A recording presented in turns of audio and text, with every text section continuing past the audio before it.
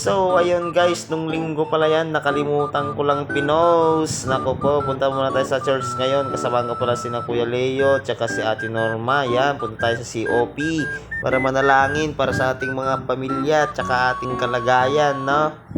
Yan, pasok na tayo. Pagtapos natin mag-church dyan, ano pang inaantay? Di kainan na yan guys, para para maganda-ganda. Shoutout pala kay Manong. Ang bait niyan, sarap pa ng pares, kaya binalik-balikan yan guys. Ayan guys, kain muna tayo guys para hindi tayo mapagod sa paglalakad ba. Kasi punta pa tayo sa palengke. Ayan guys, punta na tayo sa palengke. Bili tayo ng ulam for 1 week.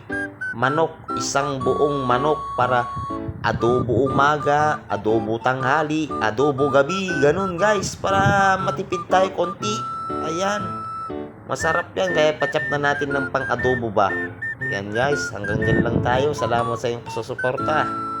Thank you all.